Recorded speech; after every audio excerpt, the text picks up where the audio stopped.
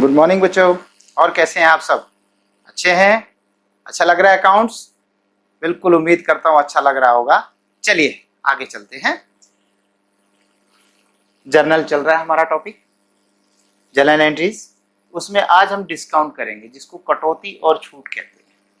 ठीक है, दो तरह के डिस्काउंट मिलते हैं, एक ट्रेड डिस्काउंट, एक कैश डिस्काउंट। जैसे एक व्यापारी है ए ने बी को माल बेचा, तो बी को जब बेचता है तो कई बार ना, जैसे आपने किसी दुकान पे जाइए आप, तो दुकान पे आपने एमआरपी देखा होगा, एमआरपी मार्केट रिटेल प्राइस, है ना।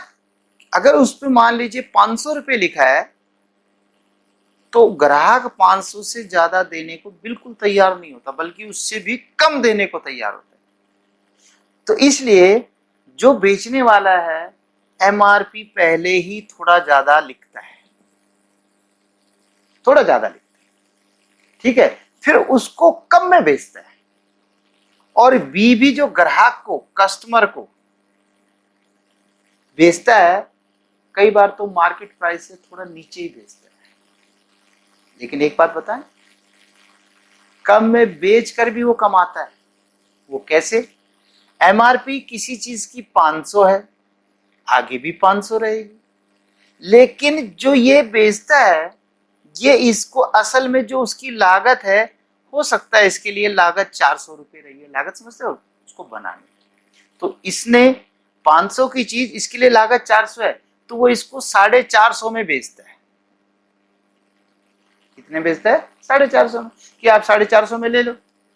फिर ये जो है, इसको एमआरपी तो इसके सामने भी 500 ही दिखाई देती है, जो प्रिंट रेट होता है एमआरपी, मार्केट रिटेल प्राइस लिखा होता है ना, तो 500। लेकिन ये ग्राहक भी 500 देने को तैयार नहीं है। तो ये कहता है जी आप ऐसा करो, मेरे को 490 दे दो, 10 रुपए आप कम दे दो। और क्या, ये भी खुश, 10 रुपए का डिस्काउंट मिल गया।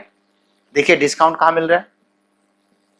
500 की चीज है, 400 में बेची है, तो इसने क्या, नहीं 500 की चीज है, इसके लिए 400 की पड़ती है लागत, लेकिन इसने 400 में बेची है, तो इसने इसको कितना डिस्काउंट दे दिया? 50 रुपए का डिस्काउंट। और इस बंदे ने 500 की चीज 490 बेची, तो डिस्काउंट कितने का दे दिया? 10। ये भी खुश है, ये भी खुश है, और ये तो खुश है ये। ठीक है, इसलिए ऐसा कुछ करना पड़ता है। ठीक, इसी तरह आप एक और एग्जांपल देखो कि कोई सब्जी वाला है, तो सब्जी वाला जानता है कि वो अक्सर सब्जी वाले ना एक पर्टिकुलर एरिया में जाते हैं, है ना, कि इस गली में उस गली में जो जाना आता है। तो कई बार कोई बहन जी जो सामान सब्जी लेती है, उससे वो बहस करती हैं। उसे पता है कि वो बहन जी हर रोज जितना मैं रेट बोलूं कम करती है, तो कई बार पहले ही फालतू बोल देता है, 50 रुपए बोलता है, जबकि 40 रुपए किलो की चीज थी, और वो बहन जी को 440 में बेचना चाहता है। मतलब उसको तो शायद 35 में पड़ी होगी, पर बहन जी को 40 में बेचना चाहता है, लेकिन पता है बहन जी को कितना ही कह दो मानते नहीं है। तो वो क्या करता है, जान के 50 बोलता है। बहन जी ने बहस करनी है, नहीं भाई ये तो महंगा दे रहा है, ये 150 है, नहीं है, पीछे वाला पहले रेडी वाला आया था वो तो सही देता था, ठीक लगा लो भैया। अच्छा बहन जी आप 10 रुपए कर दे दो। तो 10 रुपए जो उसने कर दिया, that is trade discount. Trade discount 40 में बिक गया, बहन जी भी खुश, वो भी खुश। This is called trade discount. Trade discount का मतलब है कि जो व्यापार में माल खरीदा बेचा जाता है, उसमें कुछ जो डिस्काउंट दिया जाता है, उसे ट्रेड डिस्काउंट कहते हैं। ये है ट्रेड डिस्काउंट। ठीक है, 500 रुपए की चीज है, 500 की जगह मैं थोड़ी बड़ी रकम बढ़ा देता हूं। मान लीजिए 50,000 का सामान एमआरपी लिखा हुआ है, 50,000 का सामान बेचा, और 50,000 वाला आपने 40,000 में बेच दिया। तो बताइए आपको ट्रेड डिस्काउंट कितना मिला है? 10,000। ट्रेड डिस्काउंट कितना मिल गया? 10,000। Trade discount 10,000। ओके, अब मान लेते हैं ए ने बी को माल बेचा है और इसमें 10,000 रुपए उसको छूट दे दी। था माल 50 का, मतलब प्रिंट रेट जो मार्केट रिटेल प्राइस है 50, उसको उसने 40 में बेच दिया। ओके, अच्छा, अब ए कहता है 50 की चीज मैं आपको 40 में बेच रहा हूं, यानी 10 कम करके 40 में बेच रहा हूं, तो आप मुझे 40,000 रुपये दे देना, ठीक है। ये कहता है जी मैं तो अभी तो नहीं दे सकता 40, मुझे तो 3 महीने लगेंगे। वो क्यों? आपसे माल लेके जाऊंगा, अपनी दुकान पे रखूंगा, जाते ही माल थोड़ा बिक जाएगा, फिर कोई ग्राहक आएगा, वो भी कहेगा जी मैं तो नौकरी करता हूँ, अभी तो नहीं दे सकता, उधार दे दो, मैं उधार दूंगा। फिर वो महीना 2 महीना लगाएगा, तब मेरे पैसे आएंगे, फिर आने के बाद में आपके पैसे दे पाऊंगा। तो देख लो जी, अगर मुझे 2-3 महीने का टाइम देते हो तो मैं आपसे माल खरीद लेता हूँ, और मैं भी दुकानदार, आप भी दुकानदार, और कोई एक दिन की बात तो है नहीं। तो मान गए, ठीक है भाई, 3 महीने बाद दे देना, ओके। अब क्या हुआ, 3 महीने में से, जैसे ये 3 महीने लगा लीजिए, मान लीजिए अप्रैल, कुछ भी 3 महीने, 1 2 3 3 महीने लगा लेते हैं। 3 महीने में 1 महीना तो बीत गया, और अभी कितने महीने बाकी हैं? 2 महीने। इत्तेफाक से बी के पास पैसे आ गए, इत्तेफाक से मतलब जो आगे उसने माल बेचा था, ऐसा सेटिंग बैठी कि माल जल्दी नकद बिक गया, और इसके पास पैसा आ गया। अब पैसा आ गया तो ये गया ए के पास कि क्यों नहीं मैं इसके जल्दी पेमेंट कर दूं, क्योंकि बहुत सारे लोग ऐसे होते हैं जो कहते हैं मैं सिर पे कर्जा नहीं रखना चाहता, जितनी जल्दी चुकाया जाए बढ़िया है, सिर का बोझ फारिग हो जाए। गया खुशी से, सेठ जी बताओ ना कितने पैसे देने आपके। भाई आपने 50,000 का माल था, 10,000 मैंने आपको ट्रेड डिस्काउंट दे दिया था, 40 का था तो 40 दे दो। है 3 महीने बाद, यानी 1 महीना तो बीत गया, अभी तो 2 महीने बाकी हैं। सेठ जी देख लो ना, 2 महीने अभी बाकी, 2 महीने पहले आ रहा हूं मैं आपके पैसे देने, तो बताओ कितने दूं। भाई 40, और 2 महीने बाद आऊं तो 40। अच्छा चलो नमस्कार, फिर आता हूँ। क्या हुआ? नहीं कोई नहीं, फिर दे जाऊंगा 2 महीने बाद, आज भी 40 देने, 2 महीने बाद भी 40 देने, तो 2 महीने बाद आऊंगा ना, आप चिंता मत करो। चल पड़ा उल्टा। कौन चल पड़ा? बी चल पड़ा। ए सोच रहा है ये लक्ष्य भी लेके आया था, खुदा ना खास्ता इसकी मृत्यु हो जाए तो पैसे निकालने बड़े मुश्किल हो जाएंगे। खुदा ना खास्ता जो मैंने इसको माल बेचा वो घटिया निकल गया तो दिक्कत आ जाएगी। ऐसी कंडीशन में बी कहता है, ए कहता है भाई बी रुक यार, क्या चाहता है, थोड़ा बहुत तो कम करवाओ सर। बी कहता है जी थोड़ा बहुत तो कम करो। अच्छा चल ऐसा कर, अगर तू अभी देता है ना पैसे, 2 महीने से पहले, मतलब अभी दे रहा है, तो यूं कर 40,000 में 2,000 कम कर दे, ले 38 दे। ये है कैश डिस्काउंट। पहला डिस्काउंट कब था? माल बेचने फिर खरीदने बेचने पे। दूसरा डिस्काउंट कब है? पेमेंट देने पर या पेमेंट लेने पर। एक दे रहा है, एक ले रहा है। जब पैसा लेन देन हो उस वक्त जो डिस्काउंट मिलेगा उसे कहते हैं कैश डिस्काउंट, और जब माल खरीदा बेचा जाता है उस वक्त जो डिस्काउंट मिलता है उसे कहते हैं ट्रेड डिस्काउंट। क्लियर हुआ? ट्रेड डिस्काउंट तो क्यों करते हैं? व्यापार के अंदर दिखाना पड़ता है, क्योंकि ग्राहक भी कोई ज्यादा पेमेंट करना नहीं चाहता, इसलिए पहले रेट बढ़ा के रखना पड़ता है, फिर घटाना पड़ता है। ओके। और कैश डिस्काउंट जल्दी पेमेंट आ जाए, इससे पैसा भी नहीं मरता, जल्दी जल्दी आता रहता है। मैंने बताया ना, बाई दिवस की खुदा ना खाता मृत्यु हो जाए तो कितना मुश्किल हो जाता है। तो भाई ठीक है, तो ग्राहक को, अच्छे ग्राहकों को ऐसे किया जाता है कैश डिस्काउंट। ठीक है बेटे, तो ये हो गया आपका कैश डिस्काउंट, ये हो गया आपका ट्रेड डिस्काउंट। समझ में आ गया कि कैश डिस्काउंट और ट्रेड डिस्काउंट में क्या फर्क है? ये माल खरीदते बेचते समय होता है, और ये आपका नकदी भुगतान या नकदी प्राप्ति पर होता है। एक आदमी जैसे बी दे रहा है, ए ले रहा है, तो ए डिस्काउंट देगा, बी को डिस्काउंट मिलेगा, ये कैश डिस्काउंट। ठीक है, दोनों में फर्क समझ में आ गया। इसकी एंट्री नहीं होती है, इसकी एंट्री नहीं होती, इसकी एंट्री नहीं होती। इससे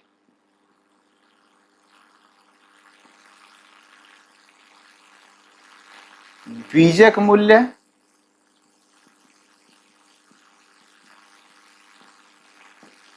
अथवा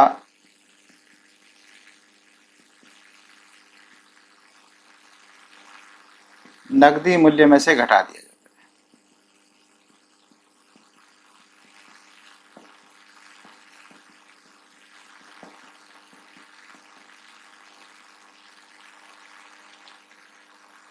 मतलब उधार बेचो, नगद बेचो तो उसमें कम कर देते हैं रेट माल के, ठीक है, उसमें कम कर दिया जाता है। अब जैसे मान लीजिए 50,000 का माल था, एमआरपी था, अब 50 में 10,000 आपने ट्रेड डिस्काउंट कर दिया है, ट्रेड डिस्काउंट, ठीक है, समझ में आ जाएगा। तो बेटे 40,000 की ही एंट्री होगी, इसकी एंट्री होगी, इसकी एंट्री करके दिखाऊं। माल कितने का था? 50,000 का, लेकिन बेचा कितने में गया? 40,000 में। तो किसने किसको बेचा? ए ने बी को, ए ने बी को बेचा, okay, A sold goods to B. अब क्या करेंगे बेटा, जब ए ने बी को बेचा है तो as book in as journal, ए का जर्नल जो बनेगा उसके अंदर कैसे लिखेंगे, याद आ रहा है कुछ जर्नल, वो डेबिट और क्रेडिट और इसमें लेजर फोलियो है ना, और पर्टिकुलर्स, याद आ रहा है कि नहीं बेटे? अगर नहीं आ रहा तो आप पहले से चेक कर लीजिए, पर्टिकुलर्स और उससे पहले डेट का खाना होता है ना, ऐसे ये आपको बनाने पड़ेंगे। अब मैं नहीं बनाऊंगा, मैं तो आपको समझा रहा हूँ जल्दी जल्दी। ए ने बी को माल बेचा, अब जब बी को बेचा है तो उधार बेचा, इसका तो मतलब जब नाम दोनों का दे रहे हैं तो ए अपनी बुक्स में क्या एंट्री करेगा? 2 खाते बनाएगा, कौन कौन से? माल बेचने का, एक तो सेल्स और एक बी रिसीवर। अब बी पर्सनल अकाउंट है, बी रिसीवर है, तो बी को करेंगे debit and to sales account, और नरेशन में लिखेंगे goods of 50,000 sold at 10,000 trade discount, trade discount पूरा लिख दो, ट्रेड डिस्काउंट। तो बेटा कितने का माल होगा? 40,000 का। 10,000 का कोई एंट्री, 10,000 की कोई एंट्री नहीं होगी, हाँ घटाना जरूर पड़ेगा। जो 50,000 है 50,000 से नहीं लिखना, एमआरपी 50 लिखा है लेकिन कितने में तय हुआ है? 40 में, तो इस 40 की एंट्री। ऐसा क्यों करते हैं? ये जो 10,000 है ना, ये अलग अलग जगह अलग अलग मिलता है। जैसे मैंने रेडी वाले का बताया था, उसने बहन जी को देखा तो उसने करा 10 रुपये महंगा कर दिया, तो बहन जी को ट्रेड डिस्काउंट कितना दे दिया? 10 रुपये। और जब आगे कोई भाई साहब खड़े थे, यार आप जानते हैं कि जेंट्स ज्यादा बहस नहीं करते, तो क्या हुआ कि जैसे वो एक घर से एक जेंट्स निकला, हाँ भाई सब्जी क्या दे रहा है जी? 40 रुपए किलो। क्योंकि अगर 50 रुपए किलो बोलेगा तो कहेगा तू निकल जाए यहाँ से, मैं लेता ही नहीं तुमसे। 40 रुपए उसको लगाया, ठीक रेट है, दे दे भाई किलो दे दे, तब भी 40 में दिया, लेकिन एक को ट्रेड डिस्काउंट दे दिया, एक को नहीं दिया। तो ट्रेड डिस्काउंट का कोई मामला नहीं होता, इसको कुछ नहीं लिखते, बस ऐसा करते। ठीक है बेटे, मुझे लगता है समझ में आ गया होगा, काफी समय लग गया है मुझे इसको करवाने में। अब हम चलते हैं कैश डिस्काउंट। 50 वाला माल कितने में बन गया? 40 में। कितने महीने में देने हैं? 3 महीने में। अब 3 की बजाय 2 महीने पहले पहुंच गया, it is entered, it is entered, इसकी एंट्री होती है, इसकी प्रविष्टि होती है।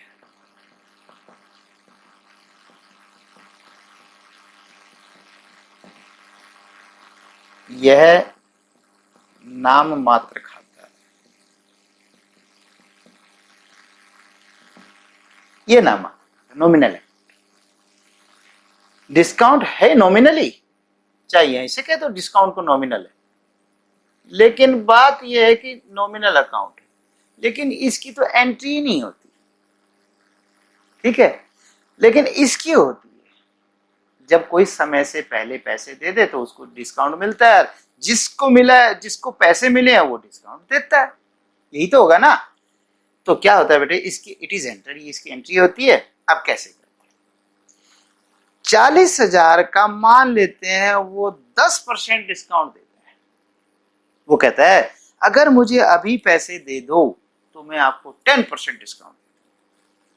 तो किसका देगा, 50 का या 40 का? भाई 50 तो नाम था, असल में तो 40 का हुआ, तो 40,000 का डिस्काउंट मिलेगा। अब यहाँ पे कौन कौन से अकाउंट बनेंगे, देखिए बेटे, जब बी ने ए को भुगतान किया 10% कैश डिस्काउंट पर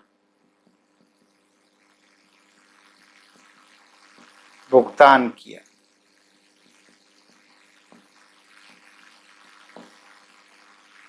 B paid to A on cash discount of 10%,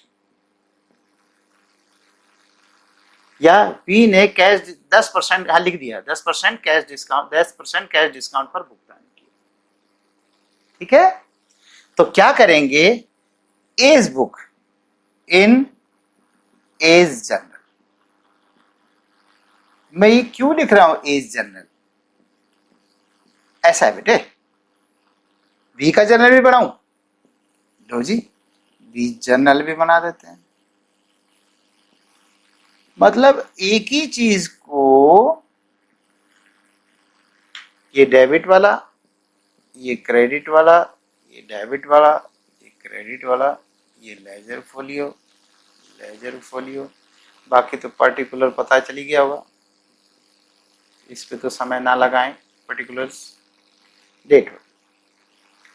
एक ही बात को दोनों व्यक्ति अलग अलग तरीके से लिखेंगे। देखिए, ए अपनी किताबें जब बनाएगा तो ए क्या कहेगा, पैसे मेरे पास आ रहे हैं या जा रहे हैं, कौन दे रहा है, बी, किसको दे रहा है, ए को।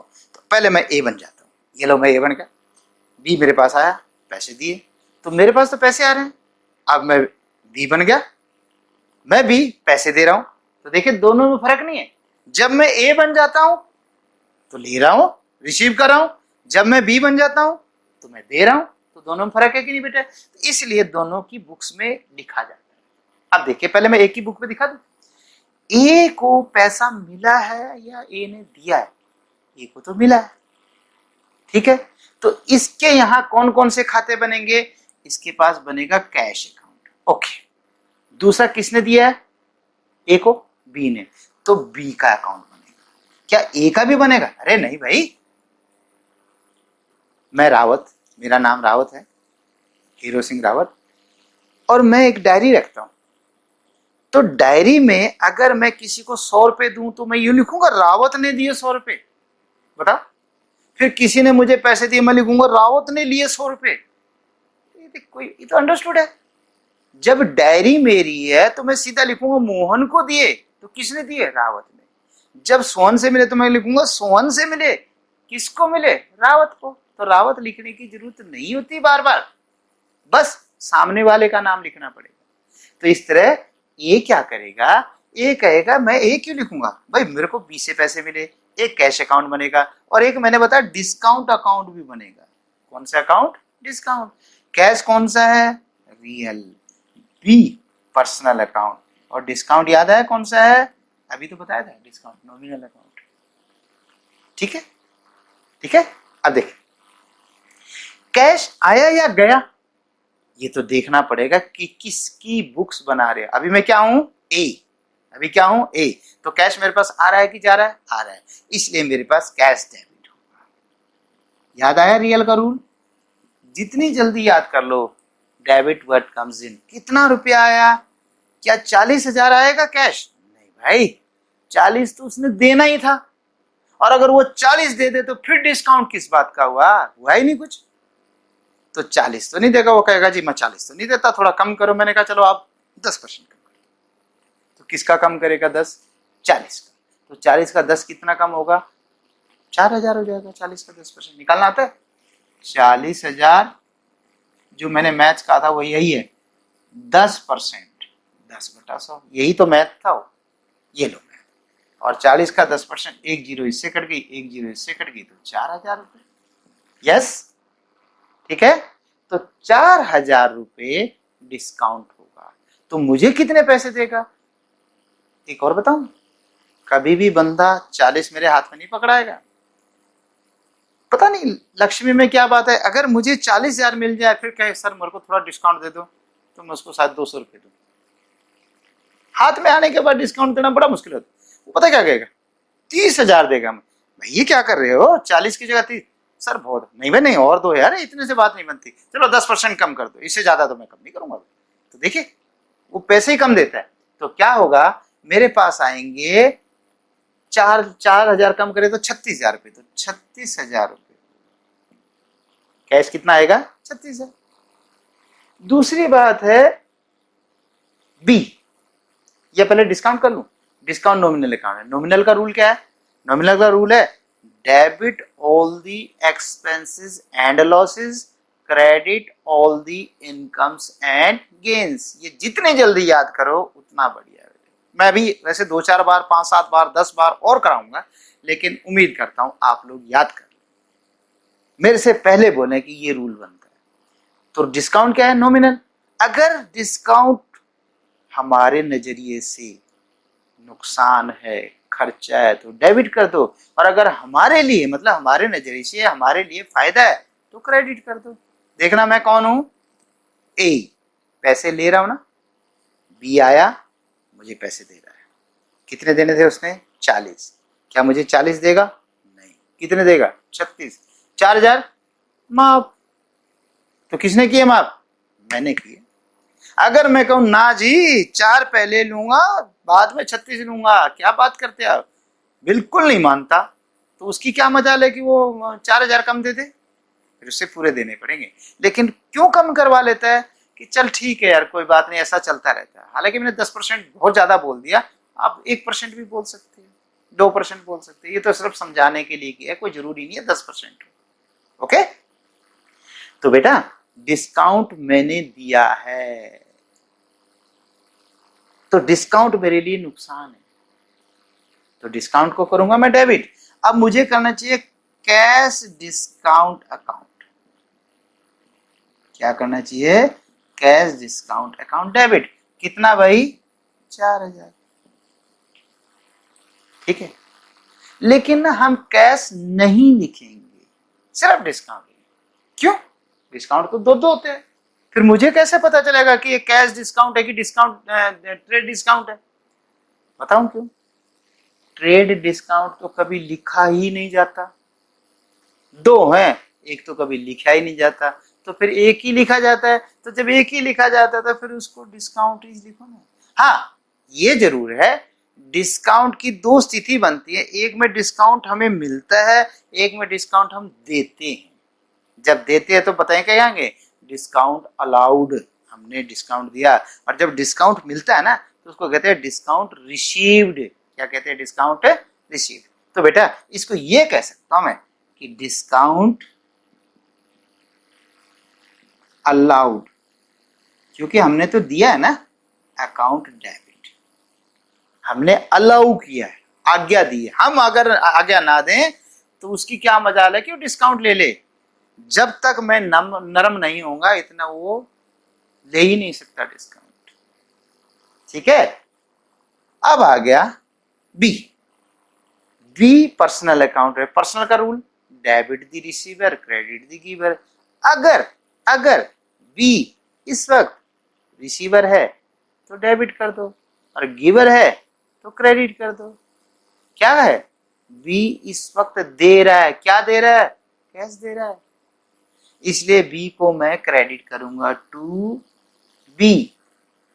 और नाम के पीछे तो अकाउंट नहीं लिखते, ये तो याद आ गया होगा, राम का नाम, श्याम का नाम, उनके पीछे अकाउंट नहीं लिखते, ठीक है।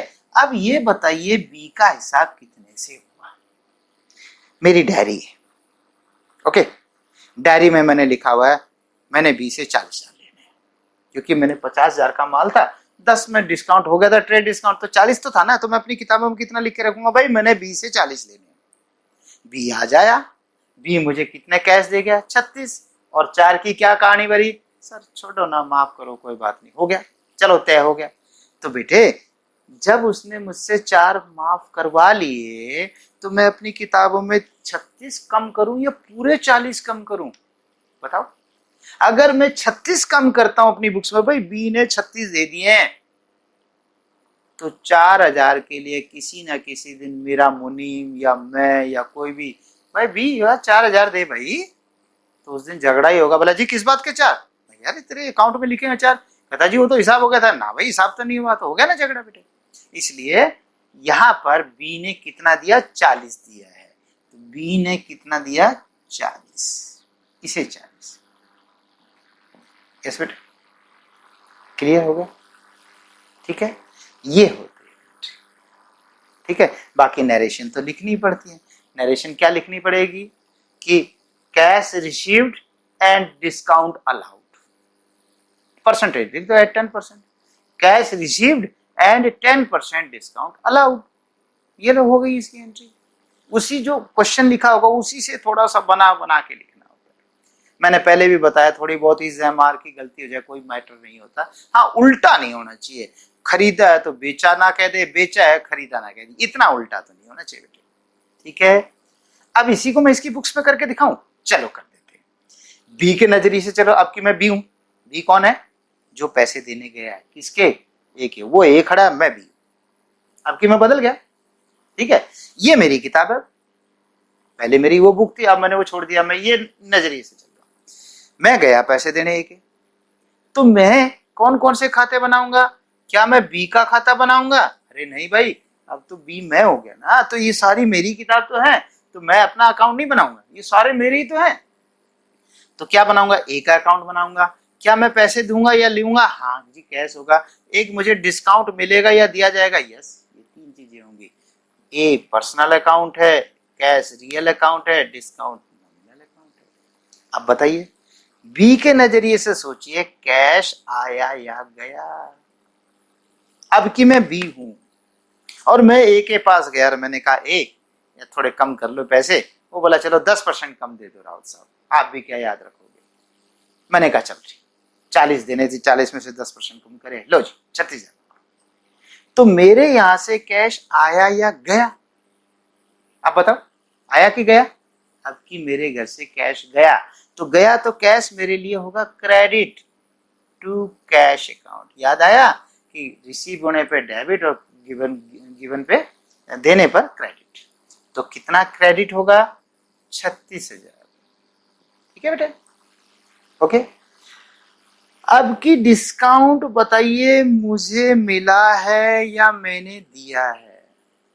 मैं कहा क्या हूं? बी, पैसे देने जा रहा हूं किसके पास? ए के पास। तो क्या मैं अपनी मर्जी से ही कम दे दूंगा? कोशिश तो करूंगा अपनी मर्जी से, पर मेरी मर्जी नहीं चलेगी जब तक ए नहीं मानेगा, इतनी नहीं चलेगी। मैं तो 30 देके भाग जाऊं, धरते भाग जाऊं, क्या मान जाएगा? ना, मतलब ही नहीं होता। मैं उससे कहूंगा भाई साहब ठीक है, आपस में चलता रहता है, थोड़ा बहुत तो देख लीजिए क्या, अच्छा चलो 10% कम करो। तो आगे नहीं बात, क्या बात आई कि जब तक ए राजी नहीं होगा डिस्काउंट नहीं मिलेगा। तो बेटे डिस्काउंट मुझे मिला है, डिस्काउंट मुझे मिला, मैंने पैसे दिए हैं, डिस्काउंट। एक बात बताऊं आपको, कैश और डिस्काउंट उल्टे चलते हैं। कैसे? अगर मेरे घर से कैश जाएगा तो डिस्काउंट मुझे मिलेगा, और अगर मेरे घर कैश आ रहा है तो डिस्काउंट मुझे देना पड़ता है। उल्टे चलते।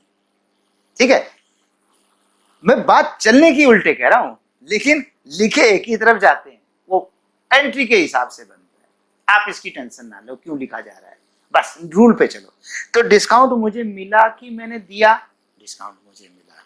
मिला है तो नॉमिनल अकाउंट है, चाहे दिया तब भी नॉमिनल है। लेकिन अब नॉमिनल के रूल से यदि मेरे लिए फायदा है तो मैं इसे क्रेडिट करूंगा, और मेरे लिए नुकसान है तो डेबिट करूंगा। तो क्योंकि डिस्काउंट मुझे मिला है तो मेरे लिए क्या होगा? क्रेडिट। तो क्रेडिट करूंगा टू डिस्काउंट। अब की रिसीव्ड लिखेंगे, रिसीव्ड कितना भाई? 4,000 था ना, 4। ओके, अब ए मेरे हिसाब से सोचो, मैं क्या हूं अब? बी। मेरे हिसाब से ए रिसीवर है या गिवर है इस वक्त? जब मैं पैसे देने जा रहा हूं तो ए रिसीवर हुआ, तो ए को करूंगा मैं डेबिट, ए डेबिट। और ए का हिसाब कितना करूंगा? जैसे मेरी किताबों में भी तो लिखा होगा यार मैंने ए के 40,000 देने थे, ऐसे ही था ना। और जब मैंने उससे कुछ बात करके कि डिस्काउंट कर दो, वो मान गया, तो मैंने उसको 36 दिए, तो क्या 36 ही उसके हिसाब पूरा हुआ? नहीं भाई, 4 डिस्काउंट भी हो गया, 40 की हिसाब हो गया, तो यहाँ पर ए 40,000 हो जाएगा बेटा। ठीक है बच्चे, तो ये एंट्री होगी। वहां पर यहाँ पर क्या हो जाएगा? Cash paid and discount 10% discount received, cash paid and 10% discount received. ठीक है, ये था आपका ये। ओके, अब मैं आपको कंपाउंड एंट्री करवाता हूं। समझ में आ गई बच्चे? बेटा इतना समय तो बहुत होता है, अगर इतनी देर में आपको समझ में आ ही जाना चाहिए, मैं समझता हूं, क्योंकि मैंने काफी समय लगा दिया इसमें।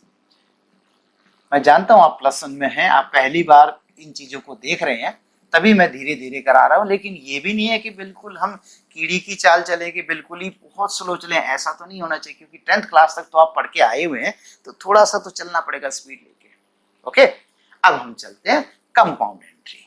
देखिए, for example paid 100 rupees as salary, 200 as wages, 300 as commission, and rent as rent, and received 400 as commission on कोई भी तारीख लगा लेते हैं, जैसे मान लीजिए 29 मई 2020, 29 मई 2020 को हमने सैलरी पे की, वेजेस पे किया, रेंट पे किया और रिसीव्ड कमीशन फॉर 4 बातें। तो मुझे 4 एंट्री करनी चाहिए। देखिए मैं कर रहा हूं। एंट्री नंबर 1, क्योंकि हमने सैलरी पी की, तो कौन कौन से खाते बनेंगे? सैलरी का और कैश का। कैश आया कि गया?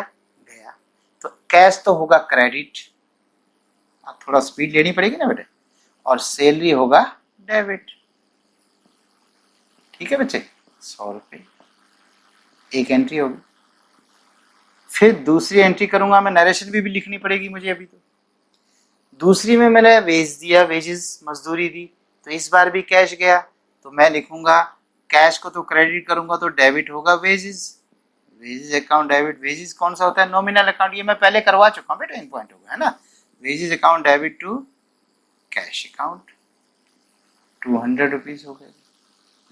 फिर नरेशन भी लिखनी पड़ेगी। तीसरा, मैंने रेंट दिया, रेंट भी नॉमिनल अकाउंट है, तो कैश आया कि गया? फिर गया कैश टू कैश अकाउंट, और डेबिट क्या हो जाएगा? Rent account debit.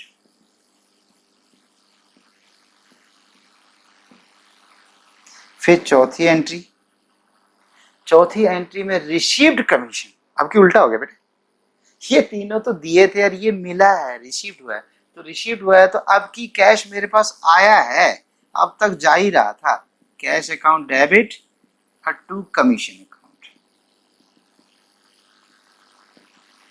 ठीक है, और नरेशन लिखी जाएगी कमीशन रिसीव्ड कितना? 400, और डेट है 29/5/2020। फिर यही लिखनी पड़ेगी, यही लिखनी पड़ेगी, यही लिखनी पड़ेगी, 4 बार लिखनी पड़ेगी। वो तो जितनी एंट्रीज होगी उतनी लिखनी पड़ेगी। थक गया मैं, ये तो मैंने 4 ही करी। अगर एक दिन में ऐसी कई जगह पेमेंट करनी पड़े तो एक ही दिन में कई एंट्रीज हो सकती हैं। अगर एक ही डेट हो, ये डेट ध्यान रखना जरूरी है। ऐसा नहीं ये 29 की है, ये 30 की है, नहीं बेटा, फिर नहीं। अगर सब एक ही डेट है, क्या कहा मैंने?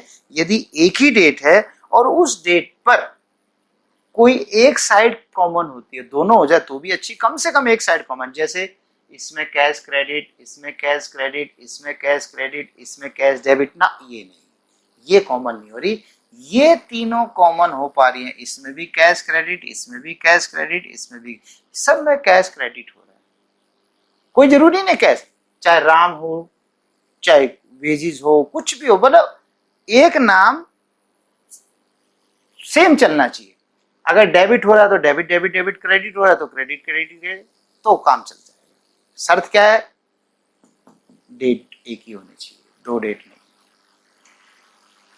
इन तीनों को मैं एक कर सकता हूं, मेरा टाइम बच जाएगा। देखिए कैसे, सैलरी डेबिट कर देता हूं,